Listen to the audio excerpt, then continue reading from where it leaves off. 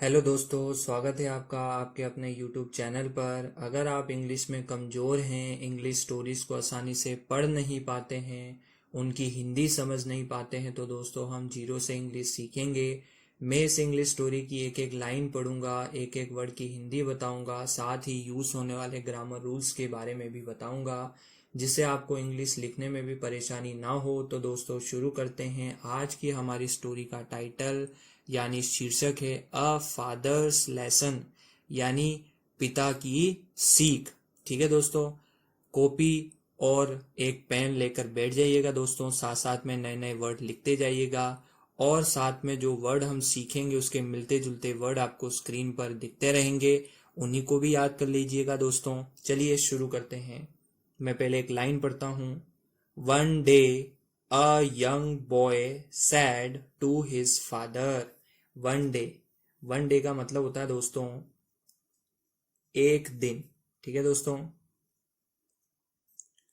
अ young boy, एक, अ मतलब एक, यंग बॉय, यंग का मतलब होता है युवा या फिर छोटा। ठीक है दोस्तों, यंग मतलब युवा, बॉय मतलब लड़का। ठीक है दोस्तों। सैड मतलब कहा, सैड मतलब कहा। टू हिज फादर, टू मतलब को, हिज मतलब उसके। ठीक है दोस्तों। फादर का मतलब होता है पिता। यानी एक दिन एक छोटे लड़के ने अपने पिता से कहा, पापा लाइफ इज वेरी हार्ड। पापा, पापा को इंग्लिश में पापा ही बोलते हैं दोस्तों। लाइफ यानी जीवन, इज मतलब है, वेरी यानी बहुत। ठीक है दोस्तों, वेरी यानी बहुत। हार्ड का मतलब होता है दोस्तों कठिन। यानी उस लड़के ने अपने पिता से कहा, पापा से कहा, जीवन बहुत क्या है दोस्तों, कठिन है। I want to be rich quickly. I want यानी मैं, वॉन्ट मतलब चाहना। ठीक है दोस्तों, चाहने के अर्थ में यूज किया जाता है। To be rich quickly, to be का मतलब होता है दोस्तों बनना। ठीक है दोस्तों, वर्ड टू वर्ड हिंदी सीख रहे हैं। रिच मतलब अमीर, क्विकली मतलब होता है दोस्तों जल्दी से। ठीक है दोस्तों, जल्दी से। यानी मैं अमीर होना चाहता हूं जल्दी से। विदाउट हार्ड वर्क, विदाउट का मतलब होता है दोस्तों के बिना। विदाउट मतलब के बिना। हार्ड वर्क का मतलब होता है दोस्तों कठिन परिश्रम, या फिर आप कह लो मेहनत। ठीक है दोस्तों। यानी मैं अमीर होना चाहता हूं जल्दी से बिना मेहनत के। The father smiled and gave him two pots. The father यानी जो पिता थे, स्माइल्ड यानी मुस्कुराए। ठीक है दोस्तों, मुस्कुराए। And gave him two pots, ध्यान से देखिएगा दोस्तों किस वर्ड को कैसे पढ़ते हैं। एंड यानी और, गेव मतलब दिया, गिव की सेकंड फॉर्म है दोस्तों, दिया। हिम मतलब उसे। टू पोट्स, टू मतलब दो, पोट्स मतलब होता है दोस्तों मिट्टी के बर्तनों को कहते हैं। ठीक है दोस्तों, या घड़े को कहते हैं। घड़े दिए, दो घड़े दिए। One pot was made of gold. बहुत अच्छी स्टोरी है दोस्तों, ध्यान से देखिएगा। One pot was made of gold. One यानी एक, पोट यानी घड़ा। ठीक है दोस्तों, यहाँ पोर्ट्स था यानी घड़े, बहुवचन की बात है, और यहाँ पर एक वचन है। एक घड़ा, वॉस मतलब था, मेड मतलब बना हुआ। ठीक है दोस्तों, मेक की सेकंड फॉर्म है ये, मेड। ऑफ मतलब का, गोल्ड मतलब सोना।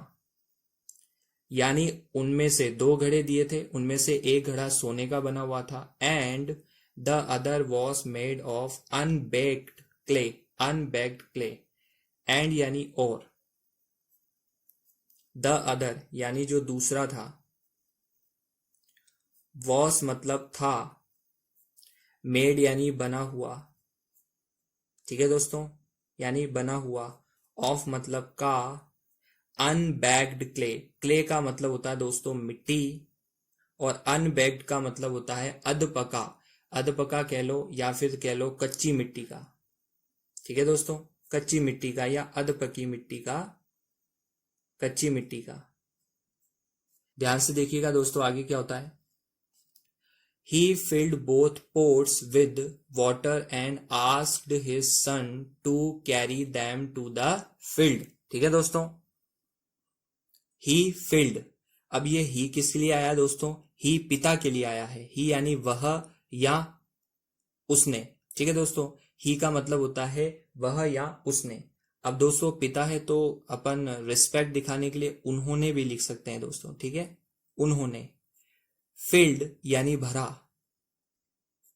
बोथ मतलब दोनों, पोर्ट्स मतलब घड़ों को, विद मतलब के साथ होता है दोस्तों, विद का मतलब एक के साथ, वाटर मतलब पानी, यानी उन्होंने दोनों घड़ों में पानी भरा। And asked his son to carry them to the field. ठीक है दोस्तों, एंड यानी और, वर्ड टू वर्ड ट्रांसलेशन देखिएगा। आस्क्ड मतलब कहा, हिज मतलब हिज सन उसके, सन यानी बेटा, to carry them to the field. दोस्तों इसको फील्ड पढ़ेंगे। ठीक है, फील्ड का मतलब होता है क्षेत्र या फिर खेत। टू कैरी का मतलब होता है दोस्तों ले जाओ या फिर उठाओ।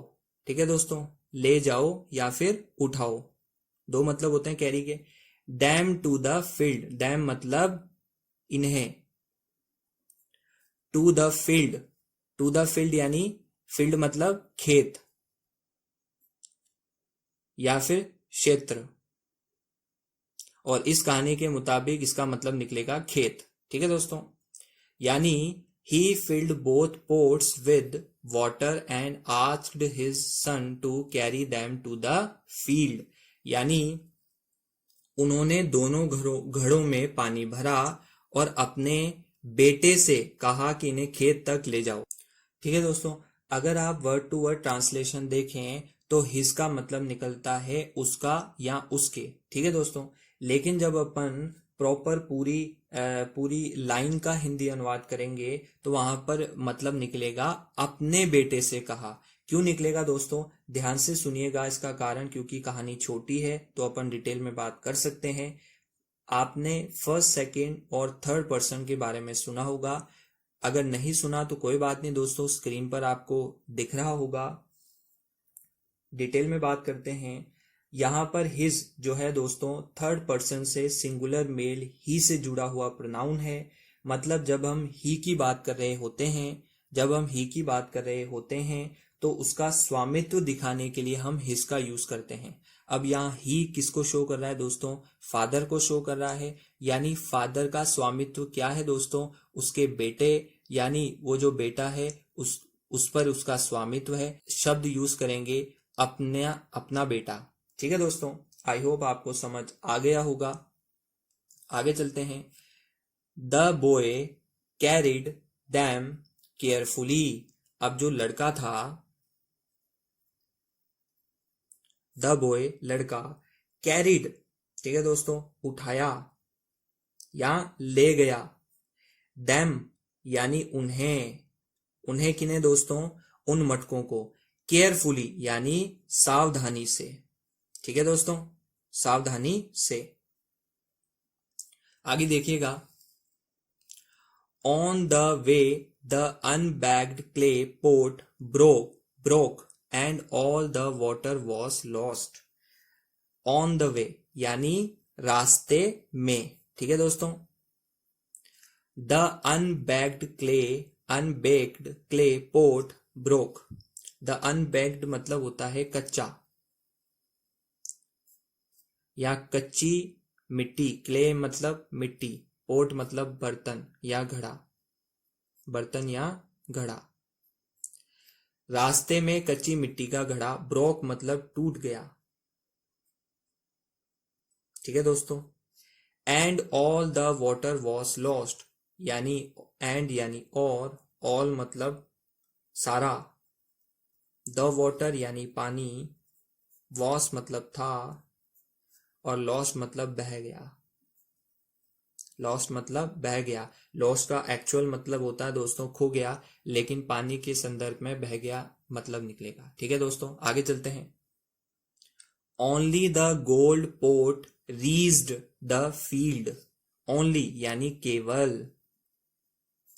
द गोल्ड मतलब सोने का, पोट मतलब घड़ा, रीच्ड मतलब पहुंचा,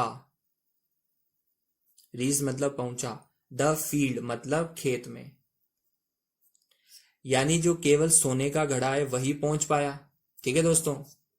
the father then said, father यानी पिता, देन मतलब फिर, सैड मतलब कहा, फिर पिता ने कहा। इसका मतलब क्या निकलेगा दोस्तों? फिर पिता ने कहा सी माय सन, सी मतलब देखो, माय सन यानी मेरे, और सन यानी बेटे या पुत्र। ठीक है दोस्तों।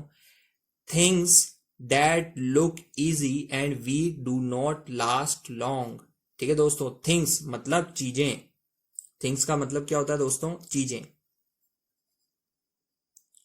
दैट यानी जो, लुक मतलब होता है दोस्तों, लुक मतलब दिखती है या लगती है। ठीक है दोस्तों। इजी यानी आसान,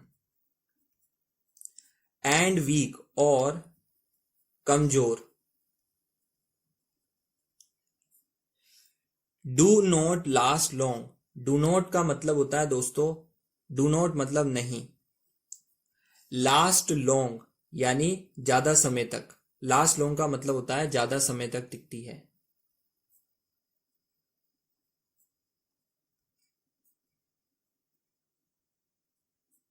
लास्ट लॉन्ग का मतलब होता है दोस्तों ज्यादा समय तक टिकती है। पूरा मतलब देखिएगा दोस्तों। See my son, things that look easy and weak do not last long.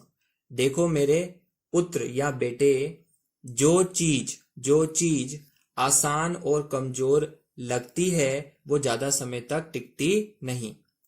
But आगे देखिएगा दोस्तों, but strong things stay, but यानी लेकिन, स्ट्रॉन्ग यानी मजबूत, स्ट्रॉन्ग मतलब होता है दोस्तों मजबूत, थिंग्स मतलब चीजें, स्टे मतलब टिकती हैं, स्टे मतलब स्टे का कहानी के संदर्भ में स्टे का मतलब निकलेगा टिकती है। ठीक है दोस्तों। इन लाइफ, इन लाइफ, इन यानी में, लाइफ मतलब जीवन, यानी जीवन में only hard work and honesty stay for ever. Only मतलब केवल। ठीक है दोस्तों। हार्ड वर्क यानी मेहनत या फिर कठिन परिश्रम, एंड ऑनेस्टी यानी ईमानदारी, स्टे फॉर एवर, स्टे यानी फॉर एवर यानी हमेशा, स्टे यानी टिकती है। ठीक है दोस्तों।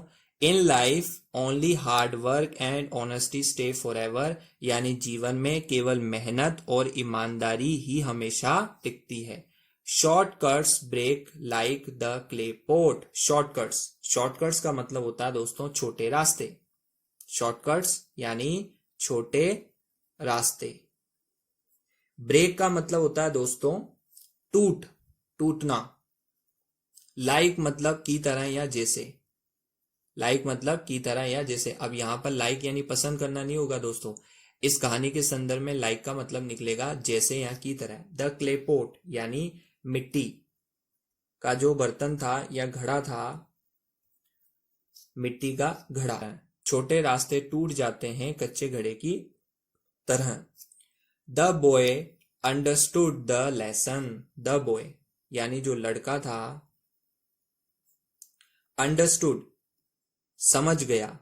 ठीक है दोस्तों, अंडरस्टैंड की सेकंड फॉर्म है समझ गया, द लेसन यानी सीख। आगे देखिएगा दोस्तों। कहानी पसंद आए तो दोस्तों लाइक और शेयर जरूर करिएगा। फ्रॉम दैट डे, फ्रॉम मतलब से, दैट डे मतलब उस दिन, और अगर इसको एक साथ पढ़ेंगे तो फ्रॉम दैट डे उस दिन से, he decided to work hard and live an honest life. He यानी वह या उसने, डिसाइडेड मतलब होता है दोस्तों निश्चय किया, निश्चय किया। To work hard and live and honest life, ठीक है दोस्तों। यानी वर्क हार्ड यानी मेहनत करने का, एंड और लिव यानी रहने का या जीने का, एंड यानी एक, ऑनेस्ट का मतलब होता है दोस्तों ईमानदारी, और लाइफ मतलब होता है दोस्तों जीवन। यानी उस दिन से उसने मेहनत करने और ईमानदार जीवन जीने का निर्णय किया। मोरल, इस कहानी से शिक्षा क्या मिलती है, ध्यान से देखिएगा दोस्तों। Hard work and honesty are the real strength of life. Hard work यानी मेहनत या कठिन परिश्रम, एंड यानी और, ऑनेस्टी यानी होती है ईमानदारी, आर मतलब है, हेल्पिंग वर्ब है दोस्तों। द रियल यानी असली, द रियल का मतलब होता है असली। स्ट्रेंथ यानी ताकत, स्ट्रेंथ यानी ताकत, क्या कैसे पढ़ते हैं दोस्तों, स्ट्रेंथ यानी ताकत। ऑफ लाइफ यानी लाइफ मतलब जीवन, और ऑफ मतलब की, यानी मेहनत और ईमानदारी असली ताकत है जीवन की। ठीक है दोस्तों, ये थी दोस्तों आज की स्टोरी। आशा करता हूँ आपको पसंद आई होगी। अगर आपको बहुत कुछ सीखने को मिला होगा तो चैनल को सब्सक्राइब जरूर कर लीजिएगा, और एक अच्छा सा कमेंट जरूर करिएगा दोस्तों। धन्यवाद।